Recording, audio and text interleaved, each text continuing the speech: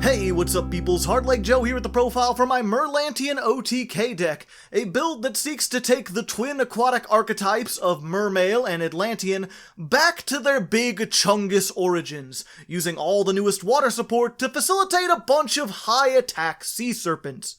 Because who needs hand looping when you have big number? Anyway, going over our deck list, we've got 3 jawsome street sharks, 3 non-sea serpents unfortunately, 1 tuna fish, 3 goons, a sea elf, Igor, the little mermaid, 2 Innsmouth folk. How are you gonna play that harp underwater? Harps don't work underwater. There's 3 of you here just wasting your time looking silly. There's no way those strings are in tune. The water. Got 3 Deep Sea Diva, the Overwatch character, 3 big shieldy fish, 3 of the artists formerly known as Neftibus, 1 fish mech, 1 for 1, 3 Hydrogen Gamma Burst, 3 fish Rhoda. I can't talk about these 3, they're forbidden, and 2 sets of shark armor. The extra deck contains 1 each of Satellite Man, John Cena, Water Rock Dragon, Whale Force, some Ice Barrier Synchros, a car, Brosidon, King of the Broshan, Boral Sword 2, Negates for Days, a Unicorn, some Coral, a Not-So-Burning Abyss, Hal, and my boy. As for the side deck, it's mostly just other things you could consider running if you want to build this yourself, since Merlanteans are surprisingly flexible. If you want to go first and focus on hand loops or negations, you have easy access to Moonglacia and Bahamut Toad, Borreload Savage Dragon, as well as things like the Deep Sea Field spell that helps facilitate those combos. And even if you want to go second like me, there's still a ton of alternatives you could try out. This thing's pretty neat.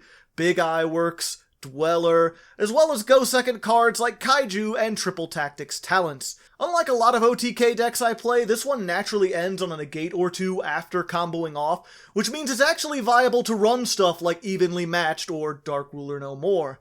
They may prevent the OTK, but it's not too difficult to destroy your opponent's entire board and then cap it off with a negate that prevents them from recovering, allowing you to just, end things next turn. As for how to actually play this deck, it's fairly flexible with a lot of different combo lines depending on what your hand is.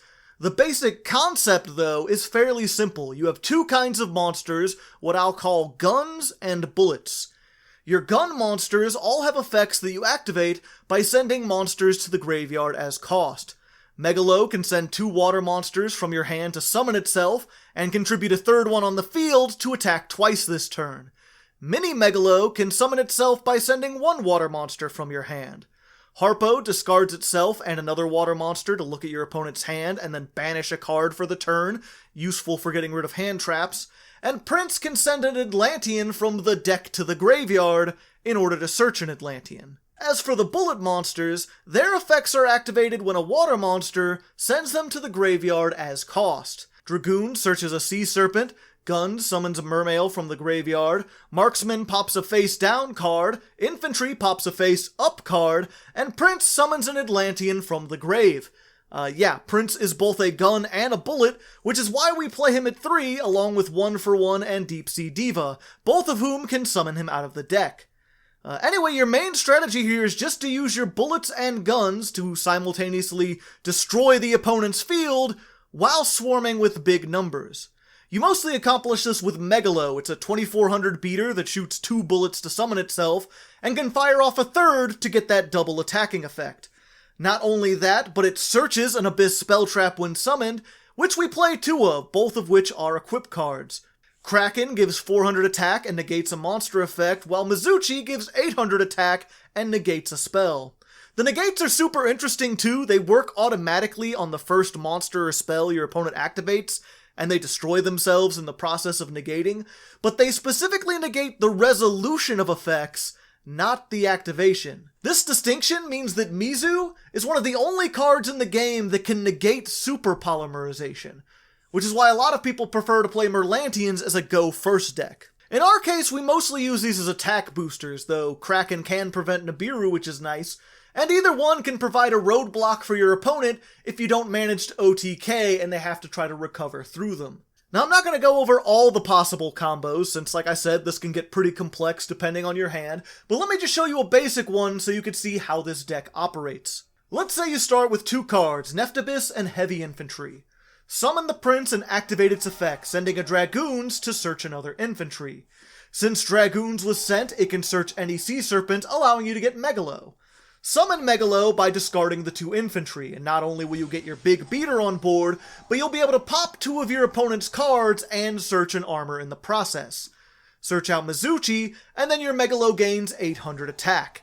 Then, use Megalo's effect to tribute the prince, allowing it to attack twice, and allowing Prince to summon back the Dragoons from your graveyard. Assuming you wiped your opponent's field, you now have game! 3,200 attacking twice with Megalo is 6,400, add another 18, and that's over 8,000. And of course, all of that's just with 2 cards. If you open with Diva, you'll have her plus Prince, and she's a tuner, meaning you can go into Haukafibrax combos or Coral Anemone combos, depending on what your graveyard looks like. Deep Sea Aria searches any of your bullets, allowing you to toolbox out the ones you need in any situation. Abystius can fire one of those bullets to put 1,700 attack on board while searching an additional Mermail. And as I said earlier, Minstrel can help you snipe potential hand traps out of your opponent's hand before you even get started, allowing you to combo off without interruption. It's not the most reliable or extensive toolbox. Sometimes you'll open with all guns and no bullets, or vice versa. And any graveyard floodgates completely shut you down, but overall it works surprisingly well given how old the strategy is. Everything else in this deck is essentially just a tech card that can be replaced at will. Droplet is generic negation going second, which only really synergizes with the deck because we like having water monsters in the graveyard. Fishborg is essentially Jet Synchron for water-exclusive decks. It's a level 1 tuner that you can summon off of Hal, send to the graveyard for Lynx or Synchros, and then summon back for free as long as there's only waters in your graveyard. Lapis Dragon fills a similar role, being a tuner that special summons itself from the hand when you search it. It's a sea serpent, so if you end with an extra Dragoon search at the end of your combo, you can use that to get another body on board for Hauk and or Marincess combos. Finally, there's just our 3 one-ofs, 2 of which are low-level Mermails you can search with Abystius. One of them is a bullet, and the other one is a low-powered gun. They aren't great, but you get a free search, so you might as well use it. The last one, meanwhile, is just an extender. It's a water monster that can summon itself by banishing another water monster. I just threw it in because I had 39 cards, and I needed to fill a space. You can replace it with whatever. All that leaves then is our extra deck, which is mostly just powerful water monsters that this deck can take advantage of. Whale Force is always great going second and easy to make, given that we have a lot of level 7s. The Adamancipator Dragon fills a similar role if you happen to go first, giving you an easy negate. Trish is Trish.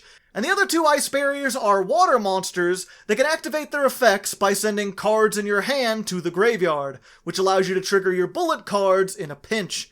The remaining 2 synchros are just part of something cheeky I was trying to do with Haukafibrax, but I don't think I ever pulled it off in testing, so maybe just replace these with one of the other side deck options. Our lone Ixie is a rank 7 that can blanket negate the field, very good for going first, or to lock off your opponent after you failed to OTK.